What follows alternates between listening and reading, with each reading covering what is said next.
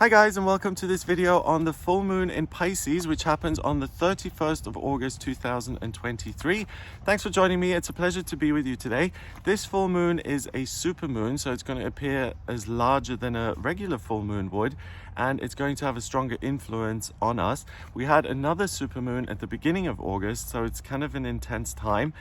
This full moon in Pisces happens at 2:35 in the morning if you're in the Europe kind of time zone, or in Africa. If you're west of Europe, it happens late in the evening on the 30th of August. And if you're east of Europe, it happens later on in the day on the 31st. I always mention this with the new moons and the full moons, but I always figure it's a 3-day event. You know, it gradually builds up and then wanes down, or the other way around. So I think you'll feel the influence of this supermoon on the 30th, 31st, and even the 1st of September. So don't get too hung up on the timings. So let's have a look then at what's happening here. So the full moon is when the sun and the moon oppose each other. They're 180 degrees away from one another. The moon reaches this completion point in its 28-day cycle where it says, okay, I've accomplished my mission, time to let go of all this energy. So it's like a celebration moment, right? This moon is in Pisces. So I always feel like the moon is really happy in Pisces because the moon rules Cancer, which is the 4th sign of the zodiac, associated with your roots and family and kind of your home sphere of life. And it's a water sign. Pisces is also a water sign. Pisces is the 12th sign of the zodiac. And it's really about starting to see the bigger picture and saying, you know, this is my life, this is what I've done, and all these things I've got behind me. It's kind of like hindsight in a way, where I've got some experience and now I'm looking at the bigger meaning, or I'm looking for the spiritual truth in the situation. And the moon represents your feelings, your intuition. It represents your home, the mother, and really things that you resonate with at a core level, right? So the fact that we have the moon in Pisces means that you're very at ease with the spiritual side of things, and that you move away from the physical world and you launch into your own kind of perception of things. So, you know, that can express itself in different ways for different people. If you're an artist and suddenly you feel very inspired to have like a 7-hour drawing session and you're just so into it, in the zone, and you forget about the time. Or you're someone who's super spiritual and you find that on this day your meditation is just so much more vivid than it usually would be. Or it's you work as a healer and you suddenly find that instead of just putting hands on people and getting a certain sense, you start to get real images about what needs to be changed, things like that. So everything that exists on a spiritual level that you interact with, that you tap into, is going to be heightened and more vivid. It's just like, I mean, if you're dreaming, sometimes you have dreams and they just feel like kind of, you know, run of the mill. And sometimes you have a dream that you remember for years and years and years just because it's so intense. So with this full moon, supermoon in Pisces, it's likely that you have those intense inner moments of realization and be almost like you're being shown a film while you're in a dream state. And then the other thing about this full moon is that it's at 7 degrees. 7 in numerology has to do with the mind and creativity. So it's the creativity side of things that is ruled by water. So it's ruled by Pisces. So we've got a double helping of creativity here. So I feel that if you haven't been able to kind of get a grasp of what's important to you lately, or how you feel about certain things, or you felt disconnected or kind of flat even, this supermoon is going to be amazing, and it's going to fill you with ideas and feelings and intuitive guidance. So get ready to really receive. Water is a feminine element, right? It's about acquiring. And if you think of the element of water in the tarot, it's represented as a chalice, as a cup, and it's about holding on to something that's kind of given to you. So if you're a big dreamer, if you have like premonitions, or you are like an artist, you work intuitively with divination systems, or you're into the occult, or you're religious, or anything like that that exists in that realm of life, it's really going to mean a lot to you during this 3-day period, and you'll really be able to connect with it and get meaning out of it. Now, what's also interesting is that we have Saturn, the planet of structure and security and foundation, at 3 degrees in Pisces. So it's 4 degrees away from this full moon. And the moon is so pliable and adaptable. It's your feelings. It's like an ocean, right? It's like waves come in and they go out and it's always changing. Saturn isn't like that. Saturn is, I'm a rock and I'm not going to shift, and it's going to take this ocean like millions of years to erode me because I am not moving. And at 3 degrees in Pisces, it talks to the higher realms. It's like a really solid satellite dish floating around your head. So it one, helps you pick up your intuitive messages, and second of all, it comes, or it infuses the messages you get with a sense of credibility and certainty that isn't always there. You know, if you have some sort of vision of yourself doing something completely, doing something that you've never even considered, you may wake up and say, what was that about? But then on days like this, where we have Saturn next to the moon, you may be presented with a vision like that and say, well, even though I know nothing about this subject, or this is totally unfamiliar to me, there's something of value here. I'm going to look into it. I'm going to see where it leads me. In order to, I just noticed something behind me that I need to look at. Okay. Okay. I thought that was something else. I just saw it in the camera. So the dreams you have will come along with a sense of certainty, and it's going to be like, hey, actually, maybe there's something to this and I can make this happen for myself. Like maybe I can adjust some things in my life or go into this direction and create this if I want it.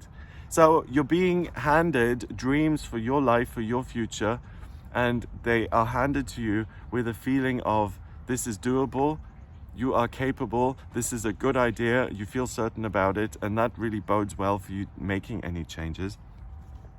The thing that lights the moon up is the sun in Virgo, and that's also at 7 degrees. So if the moon is your feelings, like what's happening internally, then the sun is what you're striving to become on a conscious level. And the sun in Virgo really values order and structure and getting organized and making sure that things are not, I was going to say above board, but not really. It's more like this is good and reliable and well thought out and accurate. Virgo gets a sense of satisfaction from that, right? Like, oh, I can breathe because things make sense in my life. At 7 degrees, it's unusually creative for Virgo. So you're able to get creative with your own thinking.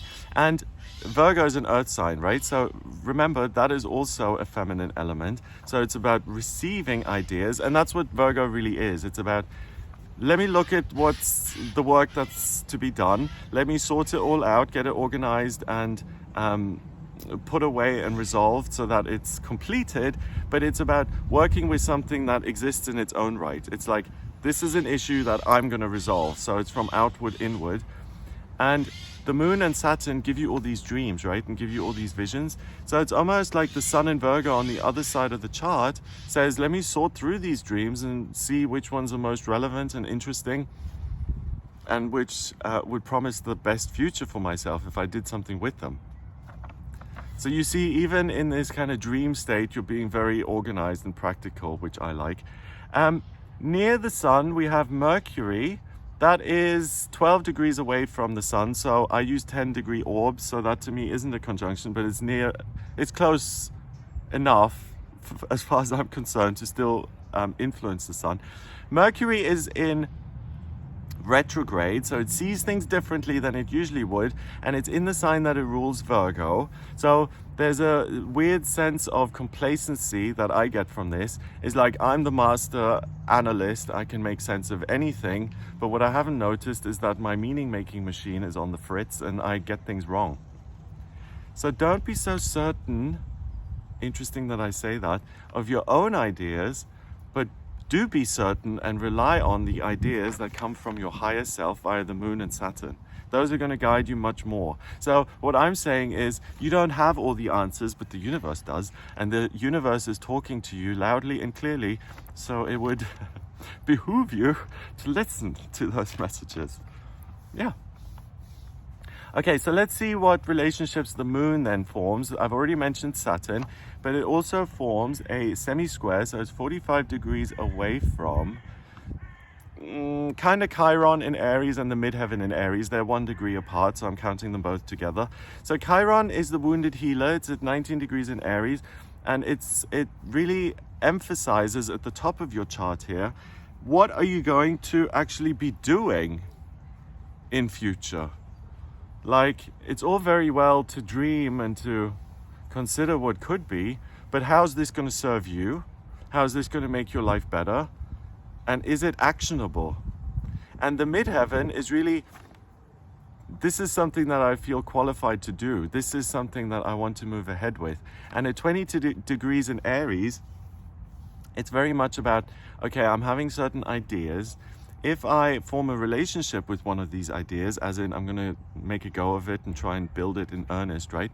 Which one is going to feel most fulfilling? Which one has the greatest scope for success and expansion and movement?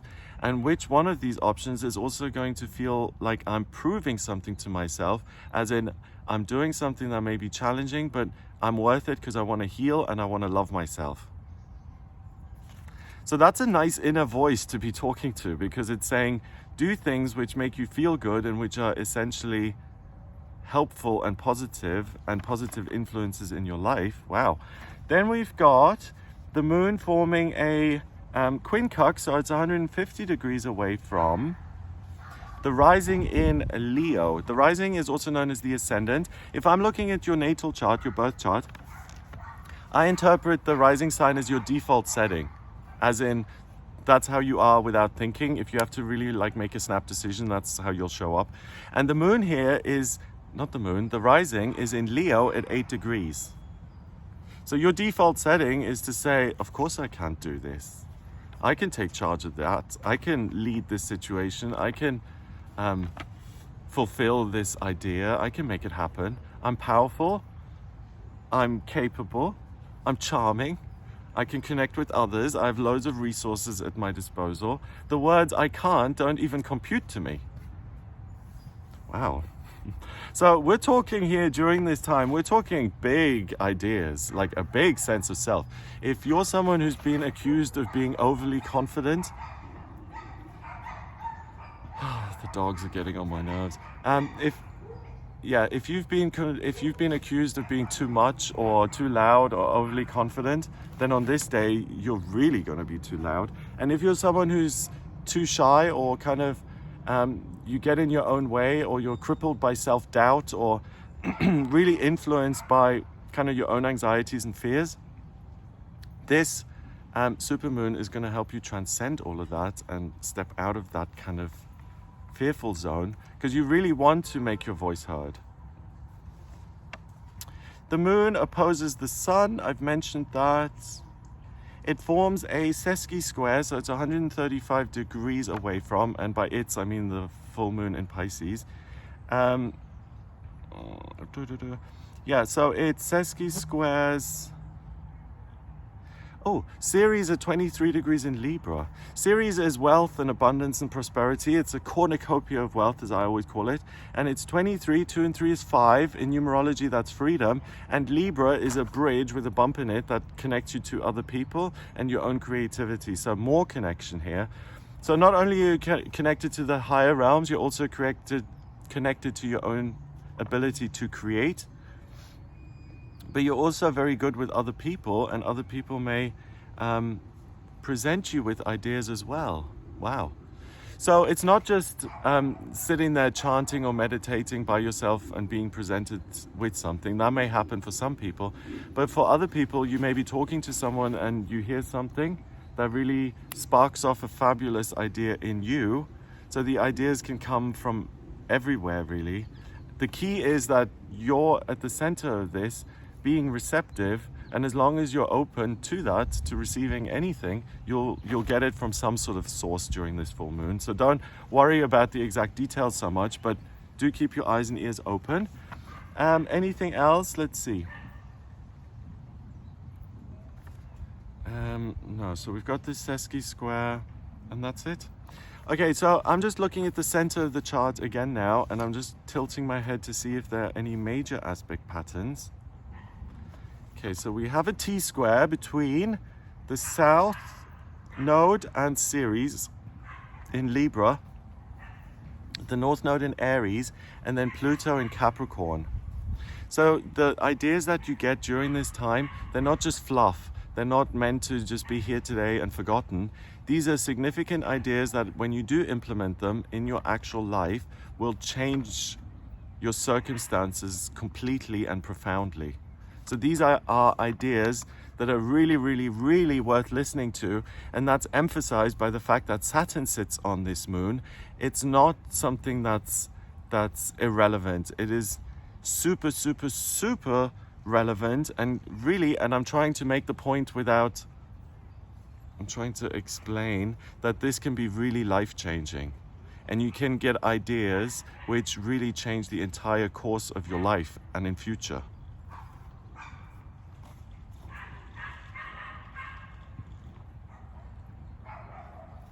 Okay, then we also have a yod in the chart. The yod connects. Yod is known as the finger of God. It's two quincunxes and a sextile, and it's a particular quality that you can tap into. It connects Pluto with Neptune in Pisces. Pluto's in Capricorn, and they peak with Black Moon Lilith in Leo.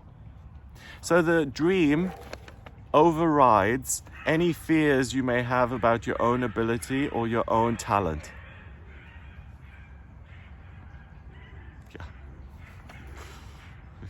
What else? This is interesting. This isn't really something that's been labeled, and it doesn't. If you look at the charts, if you tilt your head a little bit, there's a sextile at the bottom, and then two squares on either side of the sextile, and then a trine at the top, and it looks like a cup to me, like a paper cup. So the sextile at the bottom connects Black Moon Lilith in Leo with the South Node in Libra and Ceres in Libra. Then the squares bring in Uranus and Jupiter in Taurus, Pluto in Capricorn, and then they kind of meet via that trine. So that's really, first of all, the paper cup in itself to me, again, highlights the chalice, the receptacle, the thing that can hold water. So that's what I feel you are during this supermoon, that you're able to hold on to the dream, the vision, long enough to actually make real life plans with it and around it. But the planets that are involved here, your own kind of self-doubt or the tendency to be critical with yourself can be eased by talking to other people and getting positive feedback, or by simply being super active as a creative type of person and proving to yourself that, hey, this is good. That has a concrete and profound impact on your circumstances in future. Yeah, so it's a good time to dream the dream and to start fleshing it out and to start building it in earnest, so that you can transform your life significantly in future. Yeah, and I don't say that lightly, but sometimes we have visions that really influence us. Like I remember, and you may think I'm a little eccentric for saying this, so please don't judge me. But ever since I've been a little kid, when I've closed my eyes, sometimes I've seen a red hand with sparks coming off the fingertips, and I've always seen that.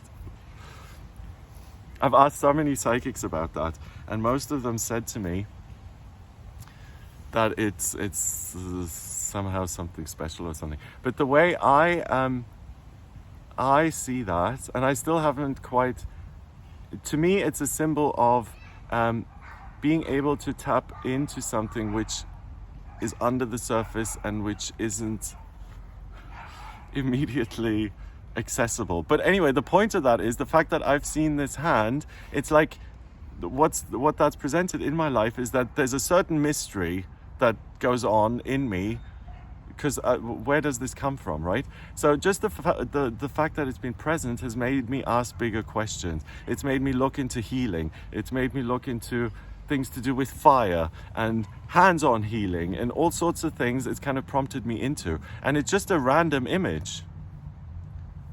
And that's had a big influence on my life. It really has. So this kind of supermoon is the same vibe where you can be given a vision which is super, super personal to you, which you feel in your bones, and then which makes you question things and leads you in the right direction. I hope that makes sense. Yeah. So I would call this the supermoon of visionaries. Yeah, and if you have been feeling flat, then this supermoon is going to sort that out for you without you having to do much of anything. Okay, so I'm just double checking the inner wheel to see that I haven't missed anything here. Nope. Okay, so I hope that gives you an idea of what you'll be working with here during this full moon in Pisces. If you would like a personal reading with me, please get in touch via my website. It's gregoryscott.com. On the front page, click on book your reading to order your reading with me. And in my personal readings, I use astrology, the tarot, numerology, and my intuition. So if you have any questions around your life purpose or relationships, home life, travel, education, career, personal development, spiritual development, anything at all, please do get in touch with me for a personal reading. I'm sorry about the dogs barking. I mean, I love dogs, but really these ones, like, I think I might be sound sensitive. It really throws me if something is like, oh. Okay, what was I saying? Yeah, get in touch with me for a personal reading. And if you like this video, then give it a thumbs up. Please hit subscribe and share it online. Have a fabulous time here during this full moon. Oh, and I wanted to mention that I do other videos as well. I do a weekly horoscope, so check that out if you're interested in the day-by-day rundown of the week. I also do like personal videos, like a little vlog thing. So if you're interested in what's happening for me personally, check those out. And I've got the daily tarot readings as well, which are for members of this channel. So if you're not a member yet, please become one. Have a fabulous day. Thank you for joining me, and I will speak to you soon. All the best. Take care.